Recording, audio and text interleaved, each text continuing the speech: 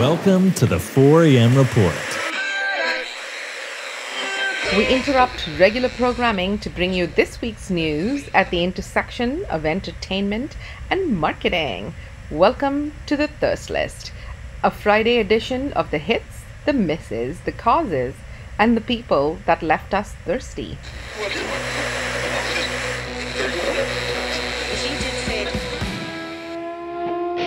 Hello and welcome back to a new live episode of Thirsty Thursday, an unscheduled Tuesday episode of Thirsty Thursday. This was an impromptu decision to do this as a live. We were actually scheduled to do some planning for something new that's coming up, and we decided to do it live, right? Will, welcome. Yes, we thought this would be interesting for those of you right now in Q4 thinking of doing a year-end something, whether that be a report, a review, something with your audience, your people, your team. So, Susan, why don't you explain what we are in the midst of planning? Also, I think this is a really fun idea. So I'm excited that we're doing this. Yes, this is a really fun idea. So what we're doing is the Thirst Awards, or, the Marketing Thirst Awards, whatever you want to call it. The idea came from the fact that was it in the spring of 2020, shortly after the pandemic, we started to do Thirsty Thursday, which was a weekly roundup of the news headlines, the hits, the misses, and a lot of it, we took from entertainment and, what people were doing in their communication there. And that sort of seemed to, resonate. But even before it really resonated with anyone, we were having fun, right? And we really enjoyed, sort of like finding that. And I think a pet peeve for me was like, I spend a fair amount of time reading marketing and business books, and I would definitely love them. That said, typically the examples that are in marketing and business books are all like, here's something from 2007 or 2012 or whatever, which, in my humble opinion, is a bit outdated.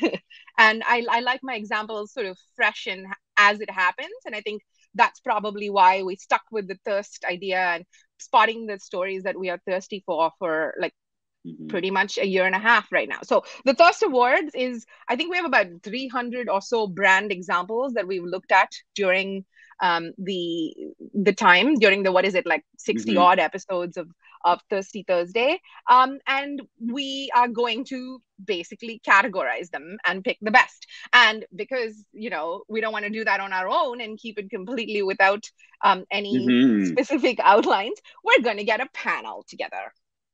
Yeah, exactly. Let's imagine this like a very, very, very poor man and woman's version of the Oscars. Okay, folks. So it's going to be, we're going to come up with our categories, our thirst list categories. We're going to have actual nominees. Yeah. We are going to ask you out there on social media to vote, the people on our email list to vote. And then we'll have a little ceremony. But we're going to do it like a real show. Have nominations. We're going to decide on the categories. If you've been watching us, do not expect us to be holding these nominations to any kind of criteria other than it's stuff that we wanted to talk about, right? So, and the stuff that sort of made the headlines as well, right? Like made them effectively. It's like these things, people were interested in these stories, and that's why they've sort of made it to our list. And our job at hand is probably just to shortlist those 300 something into some categories. So today's episode is obviously about planning that out. And, to start with, I'm going to just outline some of the categories and some of the things that we want to cover off. So we'll talk in a second a little bit about categories. And then we'll talk about how we're bringing in guest hosts. We're pretty passionate about talking about panels and how panels of hosts and guest hosts are probably the best thing that you can do for your audio and video properties. So we'll talk about the guest hosts we're thinking about and why it is that we're considering those people. Then we're going to go into the event format. We'll already give you a little bit of a peek into that, talking about how we're planning to make it interactive. But we'll just, and be aware, folks, that this is literally an on-the-fly planning session, and we don't actually know the absolute answers to some of this. This might change a bit, but we want you to know how it is that we go about the planning process, and the fact that we typically start planning for something like this, like a month, a little over a month ahead of time. So the event format, and then I think importantly, we'll take a minute to discuss the surprise and delight part of it. I think one of the things that we do well as a brand is to create some fun in our virtual events. We tend to keep them small as opposed to large scale webinars. And our claim to fame is the fact that on more than one occasion, we've had very high attendance, including 100% attendance on virtual events. So we believe that it's the surprise and delight and sort of bringing people with you on that journey, which creates that. So we'll talk a bit about that. And then lastly, we'll talk about how, 5 weeks out, how we plan to sort of market this, like what are the channels that we'll use, again, slight plot giveaway there. Like, we're doing this one as a podcast, so that we're going to obviously repurpose this into multiple things. So that's the shall we say the outline. So should we start with the categories, Will? Do you one thing though I did want to say up front, even before that, the reason I love this idea, folks, is Susan and I talk a lot about budget, bandwidth, burnout, right? It's the end of the year, you're already planning for 2022 probably, everyone's got a little burnout going on. To me, this was the perfect opportunity for us to do something where we get to repurpose all the hard work we've been doing this year. It's also fun, so that does help with the burnout, and involve our team and our people and the audience, the people who've watched us. They're going to get to vote as well. So, and I'm sure magically Susan will somehow turn this into a year-end report, maybe. But it's all about, this is like us living our repurposing, mantra to the fullest. So I just wanted to start with that, Susan, before we went into the categories, just to explain, look at what you've done all year, and then, repurposing that for something to do at the end of the year is a really, really great way to, cut back on extra bandwidth needed to produce something like a year-end report. Yes. Anyways, go ahead, Susan. So you were talking about some of the categories. Now, this is the fun part, the brainstorming. What categories are we going to have for nominated thirst topics in? Yeah, I'm going to share my screen with that. Sure. I'm going to share my screen with you, which has the roundup blog post. And, straight away here, I think it's worth pointing out that we tend to do a fair bit of the repurposing, like Will said. We practice what we preach quite effectively. And even along the way, we've done a few roundups with the stories that we've covered.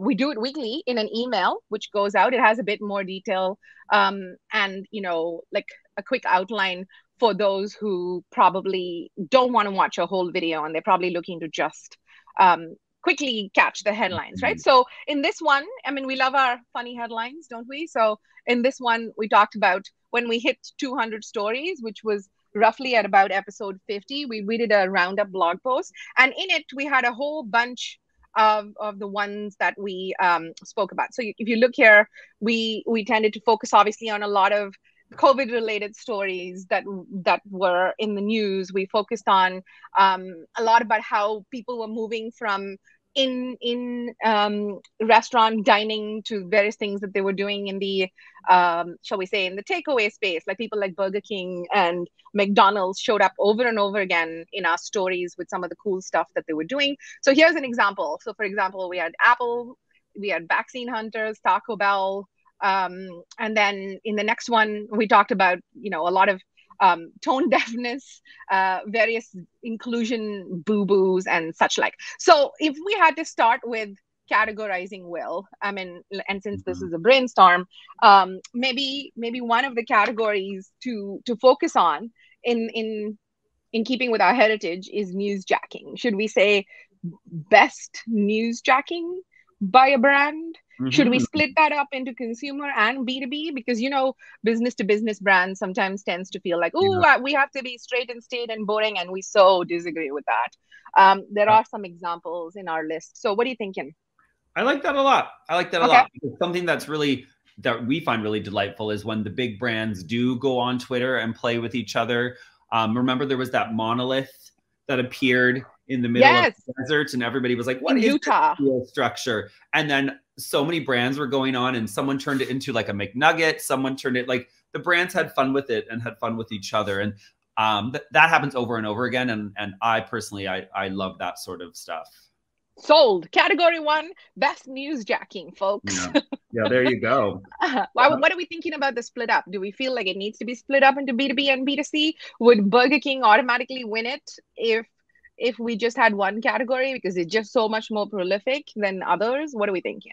I don't know. And where would we put like it's not really newsjacking, but it was newsjacking. Yeah, no, it was. Sorry, like the Kevin Perron Ottawa Public Health. That was that was a really fun planned moment in newsjacking / comedy. And we've talked about several. I think put down both for now, and then we can always just turn it into one if we don't have enough proper competition to break it up. Okay, yeah. All right. So for right now, there you go. Category 1 is newsjacking, and we're probably going to split it into 2 categories or 2 awards. One for business to consumer, and one to for business to business. So that's the first one. What else were we thinking? A second category. Well, I think we talk a lot about the ads that we see. We talk about ads that we love and ads that we think missed the mark. So we could do, the thirst, the ad hit and the advertising miss. I know just recently we talked about Annie Murphy and that hilarious commercial she did for birth control. We talked about that Celine Dion, that gum commercial. It's all coming back to me now when people were coming out of isolation from COVID. There's been some really funny, iconic ads this year. So yes, and some hard-touching ones. There was the one from Amazon where they talked at the start of the pandemic, where they had the ballerina who was sort of performing, and the whole neighborhood was helping her perform. I think that was a good one. Last week with Lydia DeFrancesco, there was a Halloween ad from a cat food brand called Temptations about human flavored cat food, which we did not get, but we are informed by cat people that is a thing. Your cat will eat you if you die. Oh my gosh. Okay. The things we discover from our thirst stories is freaking awesome. So I'm into that. So ads, hits and misses. Here, can I ask you a question in this safe public space? If we give someone a miss award, is that mean? Should we be telling someone that they missed and they were bad? Should we have bad awards? I don't know. That's true. We don't need to at all. But I do think on Thirsty Thursday, we do speak our mind when we think someone did miss. So, but that's a good point. Do you want to keep this purely positive, or do you want to also add a little razzie to it? I guess, I don't know. I don't know. I think we do tend to go in the direction of saying exactly what we think. So for now, again, let's keep it in. And obviously, we're going to go into who our guest hosts are going to be in a second. And a part of our role for them is to get them to feed into this process. So they may well have some input, which might help us make a more definitive sort of decision. So for now, folks, we've got the second category, which is advertising. And we're considering doing a hit and a miss. And we're going to confirm whether that miss is I guess there doesn't need to be a hit or a miss for everything, but I feel if you're a big brand, you can deal with some criticism when it comes to having a miss. But we don't have to have hit or miss for everything. It could just be in some cases. Something I do think we of course should have, Susan, is maybe podcast power move of the year, or because we do have that section we talk about podcast wars, the podcast watch, what's going on in the world of podcasting. So of course I think we need at least 100%. One more questions about that.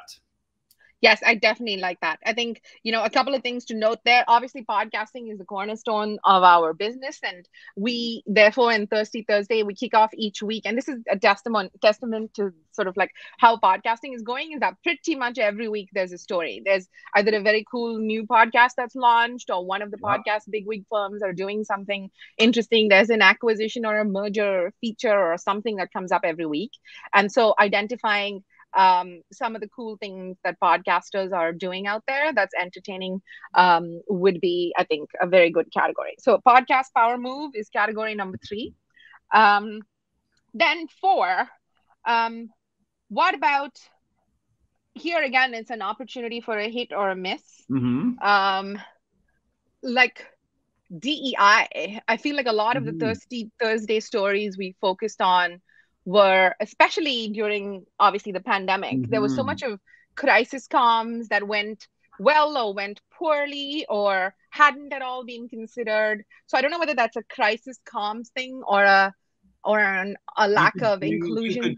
You could do Susan. Again, I'm going negative here automatically. Sorry, so bear with me. But it could be the Tone Deafness Award. Maybe a brand who was tone deaf, so we can have a little fun. And again, we'll punch up. We'll pick the big brands. It could be also the apology of the year, right? And you could look at it from both ways. People who've apologized right, and people who maybe have apologized not so right. I like that. That kind of ties I like that. So that's like 2 categories again. So we're talking about apology of the year and tone deaf award of the year. And I think that punch up point that Will made is worth paying attention to for a second. In the book that's coming up, the other EQ about entertainment quotient, I talk a lot about, making jokes can feel dangerous because you're like, oh, am I going to say the wrong thing or am I going to be inappropriate? And I feel like if you have a guiding principle of never punch down, you really want to think about punch up. And there's a bit of nuance to that. You can't just indiscriminately punch either. So deciding what is up and down in your particular circumstance, I think is important. So we've got 5 categories there so far.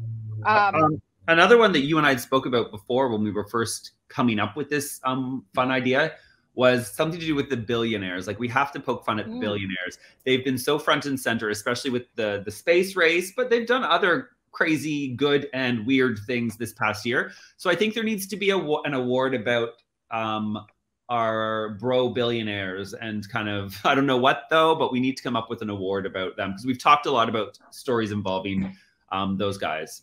Do we feel like Elon's automatically going to win the Crazy Billionaire Award? I don't know. I can't even remember. We've talked so much about them, and remember Zuckerberg's in there too. Like, what? Yes.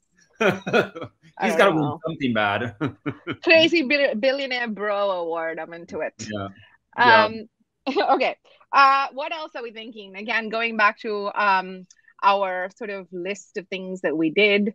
I thought, my love of TikTok, and we have talked a lot about TikTok, and I was thinking, like, for us, we're not the Gen Z TikTokers. I'm like the 40-year-old TikToker. So it's almost like, through my lens, what was the TikTok moment or story of the year? Like, there was, when you think about during the pandemic, there was the baked feta trend. Like, I've never seen so many people on the trend and try it. Like, we somehow have to recognize that. Like, even we tried it. We tried it. It's true. Even when the Olympics were all locked down and we weren't getting those normal interviews in Olympic Village like we normally would because of COVID and everything, Olympic TikTok blew up huge. All these athletes, these Gen Z athletes, were TikToking away, and we learned more about the Olympians, what the Olympic Village was like, what the food was like. It was more entertaining than watching the network coverage itself. So I think there's some fun TikTok stuff we've talked about where we can blow up a TikTok moment of the year from a 40+ perspective. Yes. the washed up aged TikToker's right.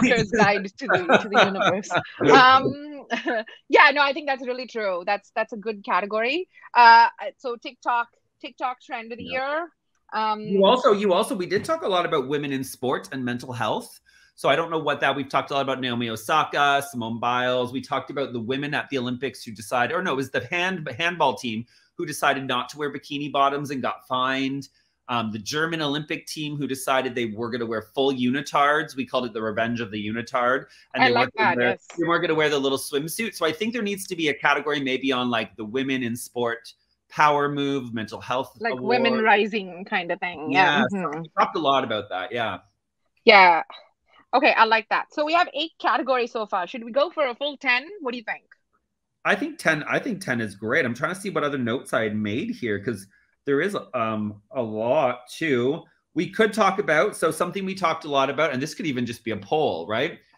Or it could just be a yes or no and a vote. Clubhouse started this year. Clubhouse. Was it a smash or a flop? Like, in your opinion, is this, like, I don't know, like, it's a year into Clubhouse or more, I don't know. And I don't talk about it anymore. I don't know if people do talk about it much anymore, but we could actually just do a barometer check on where people are at with Clubhouse. Or I like that. Yeah. It could be like things that we heard about this year that we became quickly obsessed with. NFTs, Clubhouse. Yes, I like that idea of the best new or best sort of trends. Squid Game. I don't know. Squid Game. Phenomenon of the year. Yes. Phenomenon. I like that. Yeah. Okay, so that leaves us with one more category to hit that 10. Yeah. And I'm running through the list again. Yeah. Okay. Oh, as I look at this roundup, I'm thinking, ooh, our visuals have improved a lot, haven't they? That's good. It's continuous improvement. On Thirsty Thursday, our visuals have certainly gotten consistently better. Here's 2, and so we can decide on the final 10 later. But quickly, one could be the copyright fail of the year. Yes, intellectual property. Yes. Yeah, we've talked about some intellectual property no-nos. My favorite was that Toronto-based company that fashion house stole their slogan, "Peg the Patriarchy," and put it on Cara Delevingne. That's just one of them, but it was funny as well. I know you've also been working on something to do with intellectual property with Apple. Yeah, we talked about one of those things. The other thing, Susan, I thought was, where's my little? Did we talk about the rebrand of the year? I like rebrand. And the other thing that was coming to my mind was, I know you talked about phenomenon, and I don't know whether this fits in there, but movements like the Free Britney movement, or what was the other thing? Like there were a couple of movements that gathered a lot of momentum over the course of the year. So I like that. So that's movements, and then what was the other thing that you said? I said rebrand as well. Rebrand, yes. Because we've seen some good rebrands, we've seen some lackluster rebrands, we've seen some, why are they rebranding rebrands? So yeah. Yeah, I mean, here again, this is just me being completely biased about this. I question it. Like at this time, like you could be putting your money into all kinds of things, and like automatically I'm like, if you rebranded, I've got a slightly frowny for you. So this award will be getting judged a lot by other panelists. Did you actually, Susan, I don't even know if we talked about this one, but you know how CIBC, for those of you not in Canada, it's one of our major banks, the Canadian Imperial Bank of Commerce. Did you see their rebrand where like I walk by a CIBC sign now and I'm like, is that Rogers Telecommunications? Is that CIBC? It's just like, so I don't know. I'm not sure I don't know if we talked about this. I can't even remember. We haven't yet talked about it. Yeah. So I think that one was questionable. That was a lame rebrand. I'm sorry, CIBC.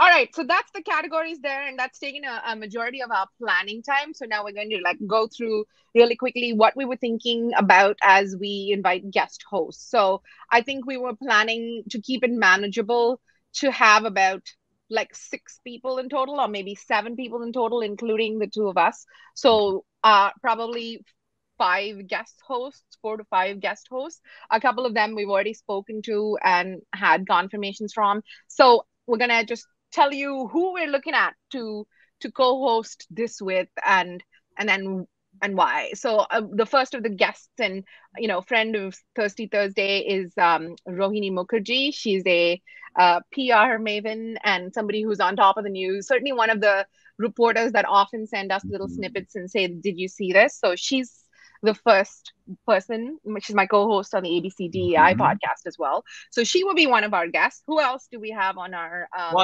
Someone else who's guest hosted with me and you when we've both been away is Megan, our friend Megan O'Neill. Yes. So we have to, I don't know if we've asked her yet. So surprise, Megan, if you haven't heard, but we're thinking. Hi, Megan. You're going to be one of our guests. Yeah, she's always got a lot to say on pop culture. So I love when she weighs in on our topics. She really does. And she can go into like what like many of us think, what were they thinking? And Megan probably has the answer to what were they thinking.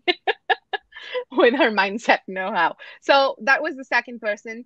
In addition to that, again, we haven't asked yet. So, we're asking publicly Martin Waxman, who was my professor at University of Toronto and has been, a frequent visitor on our various properties. And the reason that I'd like to ask him, and I'm hoping that he has time to contribute to this, is reputation management is his jam. And I think bringing in someone who brings expertise in sort of the commentary around, like, especially in some of those negative things that we were talking about, like some of the misses and some of the intellectual property drama and stuff. I'm thinking someone who can bring a specialty in reputation management.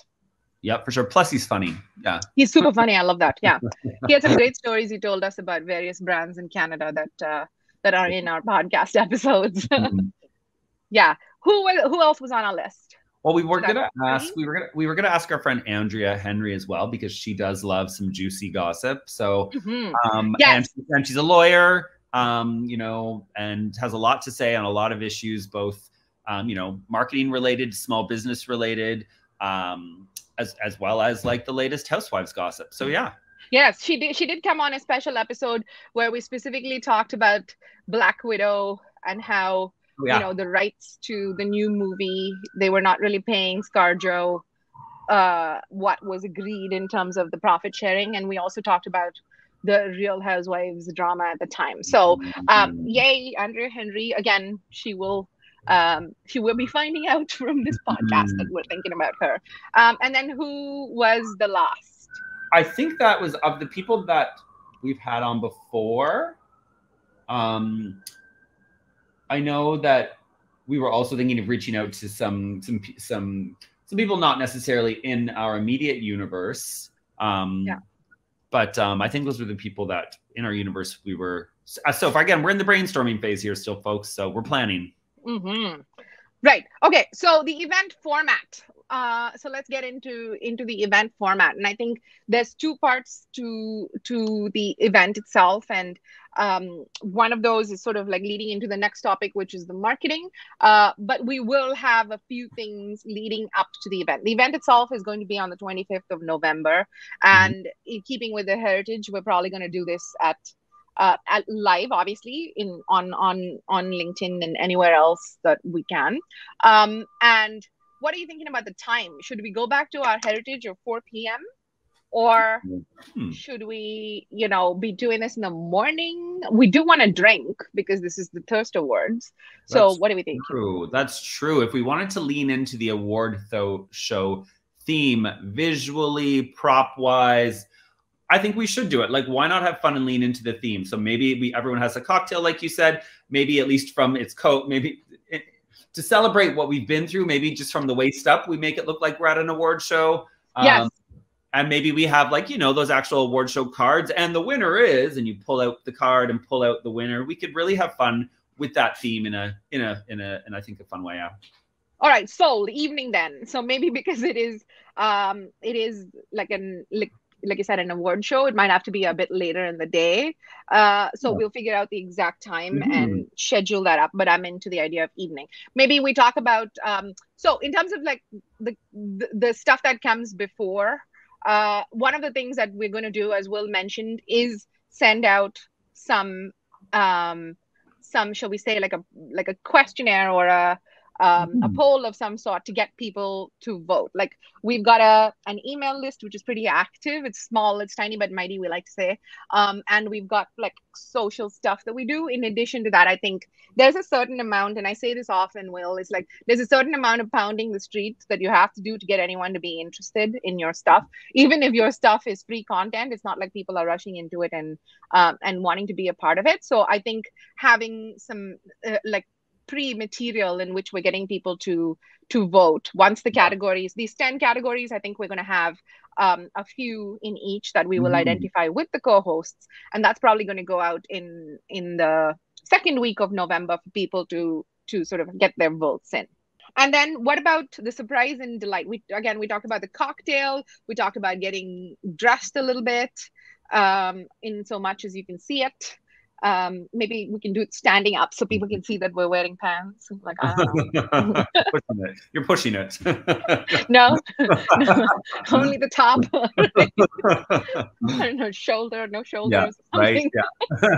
I'm just gonna wear a bow tie and then like get down like this. Yeah.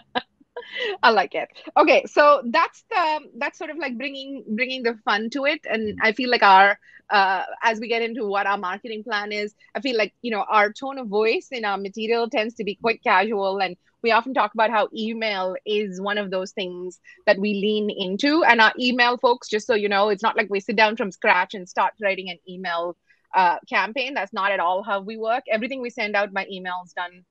It's either something to do with our podcast or it's something to do with Thirsty Thursday or whatever. So I think maybe keeping it fun. So the marketing plan itself is that from now on out, we're going to start talking about this a little bit. We will be using email heavily. We're going to be talking to our networks. We will lean on our hosts as well, like the co-hosts themselves, bring with them credibility and an audience, which will reflect on how our programming is received.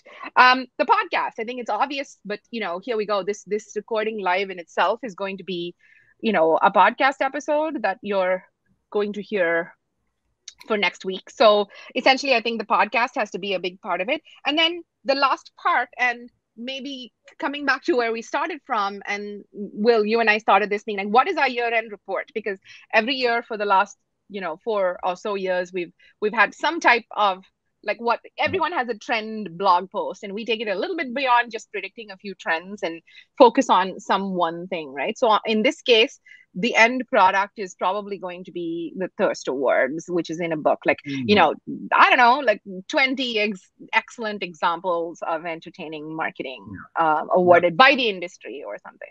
Yeah, or literally, let's just write a report on how to throw a year-end award show. It could easily become that, folks. We're not going to lie. There you go. It could easily become a primer on how to do that, how to have fun while doing that. Yeah. So there you go. We promised ourselves we'll be done with this session in 30 minutes. So we're probably at that point. That's our outline on how it is that. Thank you for coming with us behind the scenes and staying with us. That's our outline of how we're going to plan this. Thirst Awards, once again, November 25th. It will be live in whatever screen that you're scrolling. And we hope you can join us and make it super fun. We hope you enjoyed this episode.